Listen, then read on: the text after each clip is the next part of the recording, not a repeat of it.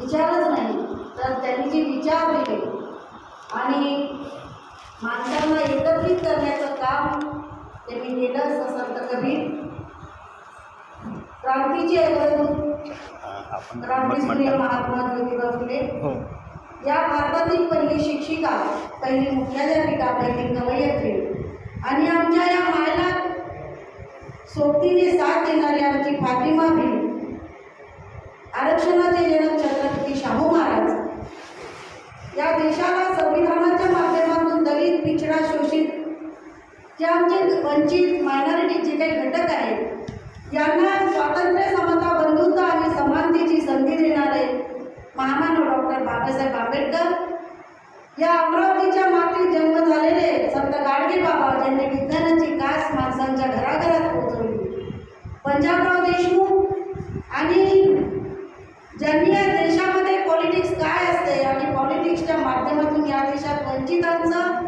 शोषितांचं, पीडितांचं आणि पिछड्यांचं राजकारण आपण घडवू शकतो, असे मान्यवर कांशीरामजी, या सर्वांना मी अभिवादन करते. आजच्या कार्यक्रमाला उपस्थित असलेले माननीय गोबरे साहेब, माननीय इंजिनियर मोहम्मद हमीद साहेब, इथे उपस्थित असलेले जावेद भाई, सर्व मान्यवर पाहुणे आणि आज जो कार्यक्रम इथे आयोजित केलेला आहे असे आमचे महेंद्र भाऊ भातकुले, आमच्या मायाताई, आमच्या भातकुलेताई आणि इथे उपस्थित माझे सगळे मुस्लिम आणि ओबीसी बांधव, आज इथे जो मेळावा होत आहे ओबीसी मुस्लिम मेळावा, आणि खरंच या विचारमंथनाची आपल्या सर्वांना, मला सुद्धा आणि आपल्या सर्वांना यासाठी गरज आहे कारण आज देशाला स्वातंत्र्य मिळून 75 वर्षे झालेली आहेत. स्वातंत्र्याचा अमृत महोत्सव ती माणसं साजरी करत असताना या देशामध्ये जे काही प्रश्न आपल्या डोळ्यासमोर आहेत ती प्रश्न 75 वर्षात आपल्याला सुटलेली दिसत नाही आणि म्हणून आपल्याला कुठेतरी विचारांचं मंथन करणं, चिंतन करणं गरजेचं आहे आणि चिंतनातून काहीतरी नवीन आपल्या पुढ्यात काय येणार आहे, आपल्या पुढ्यात जर काही नवीन येत असेल तर आपल्याला प्रस्तावित जातीव्यवस्था, धर्मव्यवस्था जी काही असेल त्या व्यवस्था परिवर्तनासाठी आपल्याला काम करायचं आहे. आणि म्हणूनच आजचे आपले प्रश्न काय आहेत? आजचे आपले प्रश्न आहेत की आम्ही गाडीतच बोलता बोलता गोबरे साहेब, आज सगळीकडे ओबीसी आणि मराठावाद आपल्याला दिसतोय आणि या सगळ्या प्रश्नामध्ये आरक्षणाची आम्हाला गरज आहे, त्यांनाही गरज असेल, परंतु या सगळ्या प्रश्नामध्ये आमचे जे मूळ प्रश्न आहेत, ओबीसीचे असो, मायनॉरिटीचे असो, पिछडा दलितांचे असो किंवा आदिवासींचे असो, ते प्रश्न ऐरणीवर येत नाही. हा मोठा अपेक्षा प्रश्न आपल्या पुढे आहे. आज देशामध्ये खऱ्या अर्थाने शिक्षणाचं बाजारीकरण झालेलं आहे. आज सामान्य माणूस आपल्या पोराला ज्याच्याजवळ पैसा नाही तो सामान्य शाळेत, जिल्हा परिषदच्या, जेपीच्या शाळेमध्ये किंवा नगर परिषदच्या शाळेमध्ये शिकवतो, पण या देशामध्ये आता जी 4 स्तरीय शिक्षणाची पड या देशामध्ये ज्या पक्षाने, ज्या राज्यकर्त्यांनी निर्माण केलेली आहे त्याच्या विरोधात आम्ही आवाज उठवणार की नाही. आमच्या पोरांना सक्तीचं आणि मोफत शिक्षण, जे बाबासाहेबांनी संविधानात सांगितलं की KG to PG या सर्व जाती धर्माच्या पोरांना आणि पोरींना हे शिक्षण मोफत आणि सक्तीचं मिळालं पाहिजे. याचा तुम्ही आता विचारच आपल्या पुढ्यात नाही किंवा ही माणसं तो विचार करायला तयार नाही. हा प्रश्न आपल्या समोरचा आहे आणि त्याच विचाराला धरून या देशामध्ये आता नवीन राष्ट्रीय शैक्षणिक धोरण आलेलं आहे. आपण फक्त आता राजकारणाच्याच गप्पा करून चालणार नाही. ते आपलं लक्ष आहे, ते आपलं गोल आहे, तिथून ते आपल्याला साध्य करून घ्यायचं आहे. परंतु जर आपले प्रश्न जर आपल्याला समजलेच नाही तर त्यांच्याकडून आपल्याला साध्य करून काय घ्यायचं आहे हे आपल्याला समजणार नाही. आता जे राष्ट्रीय शैक्षणिक धोरण 2020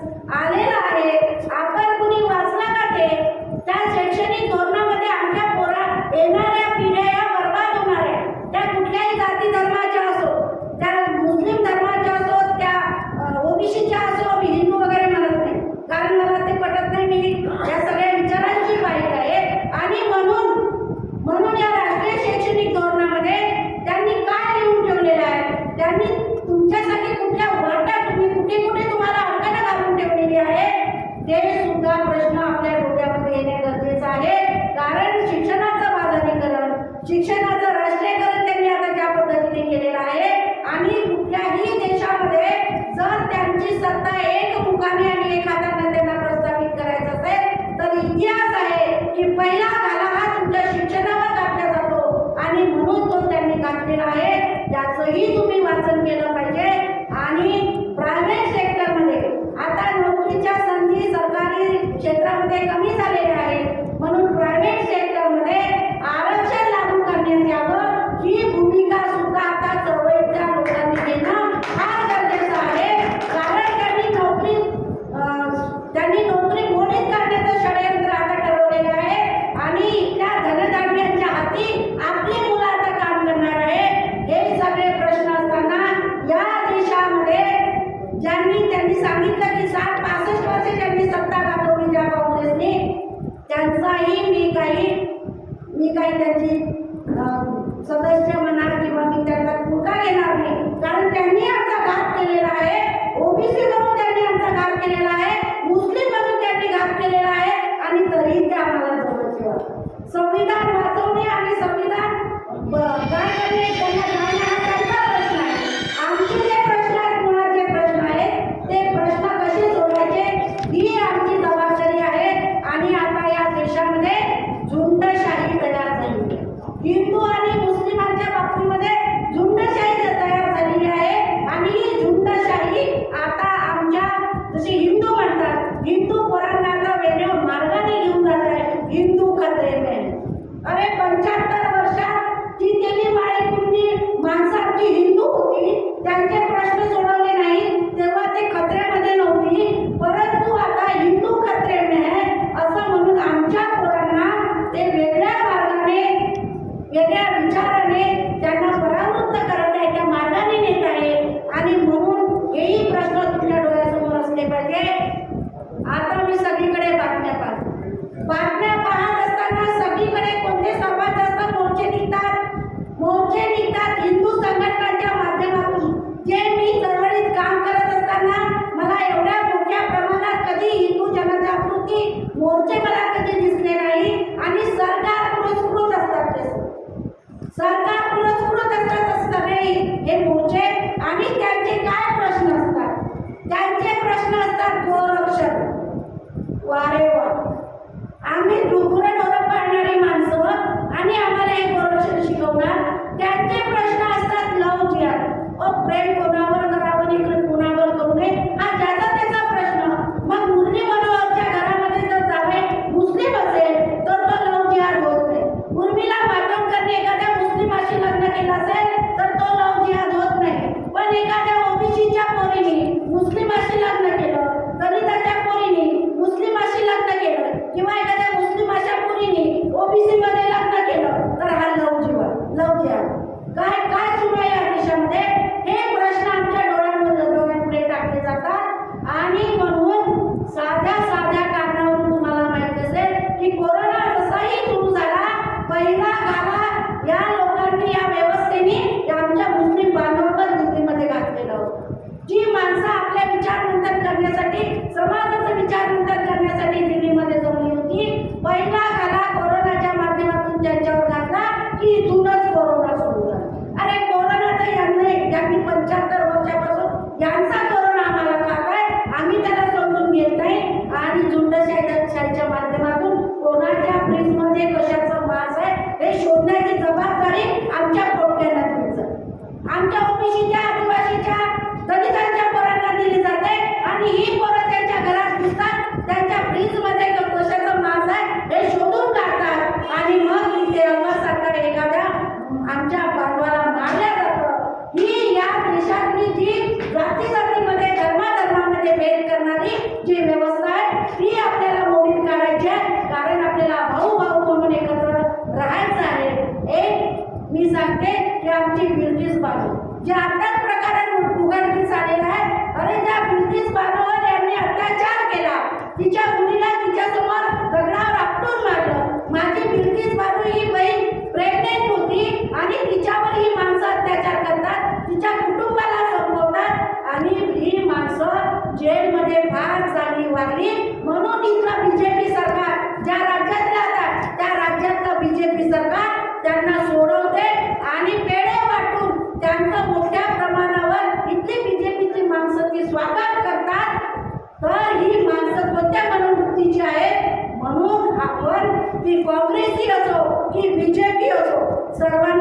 पिढी आपल्याकडे आली पाहिजे, आपल्याकडे आली पाहिजे. आता तुम्ही ठरवायचं आहे की कोणाकडे जायचं आणि कसं जायचं हे आता ठरवण्याचा निर्णय घेण्याची क्षमता आता माझ्या ओबीसी बांधवांमध्ये आणि मुस्लिम बांधवांमध्ये आली पाहिजे, हे महत्त्वाचं आहे. आणि म्हणून आता आपल्याला, आणि तुमच्या अमरावतीचं तर उदाहरण ताजं ताजं, जी बाई अरे आमचा बाप हनुमान चालीसा आमच्या देवारात वाचत होता, आजही वाचतो आमचा ओबीसी हनुमान चालीसा. पण ज्या बाईने हनुमान चालीसा रस्त्यावर आणली, लोकांनी तिला रस्त्यावर आणलं, तिला रस्त्यावर आणलं. तो शिवबाबा रस्त्यावर आणलेला होता, तर पाणी टाकायला लावणार आमच्या महिलेला, त्या शिवबाबाच्या पाणी टाकणाऱ्या शिवबाबांनी आणि आमच्या महिलांनी तिला रस्त्यावर आणलं. हे नवीन उदाहरण. चिवचिव करणारी माणसं यांच्याजवळ खूप आहेत, खूप चिवचिव करणारी माणसं आहेत, पण आपली माणसं कोणती हे आता तुम्हाला शोधता आलं पाहिजे. पुणे शाहू आंबेडकरांचा विचार असेल, संत कबीरांचा विचार असेल, शाहू महाराजांचा विचार असेल, महामानव डॉक्टर बाबासाहेबांचा विचार असेल, त्या विचारांनी आपण एकत्र आलं पाहिजे. आणि जी जी माणसं आपला घात करतात, जे जे पक्ष आपला घात करतात, त्या त्या पक्षाची तुम्ही पॉलिसी ओळखली पाहिजे. नाहीतर संविधान वाचवायला निघालो आणि म्हणून ते एका नाण्याची काळशीदारकी म्हणतात, एका नाण्याच्या दोन बाजू, काँग्रेस आणि बीजेपी, आणि म्हणून आपण परत त्या काँग्रेसच्या मागे धावत गेलो. तर जसे 75 वर्ष निघून गेले, आणखी आमचे वर्ष निघून जातील. संविधान वाचवणारे आम्ही आहोत, संविधान वाचवणारे आम्ही आहोत, आणि म्हणून संविधान वाचवण्याची जबाबदारी तुमची आणि आमची आहे. कालच मला एक चित्र होतं, 13 मध्ये 10 आले. मला कधी कधी खंत वाटते, राहुल गांधीजींनी बोललं पाहिजे, अरे का तुम्ही भारत म्हणत नाही या देशाला, का भारत म्हणत नाही या देशाला, आणि भारत म्हणून का समजत नाही. त्यांनी म्हणत की हिंदुस्तान के तुमच्या योग आहे.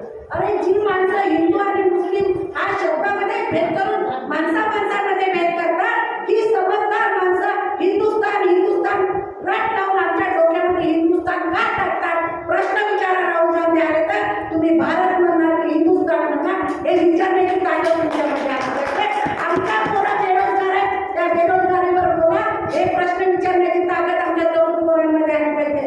राष्ट्राचं जे धोरण आणलेलं आहे, शैक्षणिक धोरण, ते शैक्षणिक धोरण तुमचं सरकार आल्यावर तुम्ही आता विरोधी पक्षात आहे, त्याच्यावर तुमची भूमिका काय आहे हे विचारण्याची ताकद तुमच्यामध्ये आली पाहिजे. म्हणून आपण सर्व एकत्र बसलेला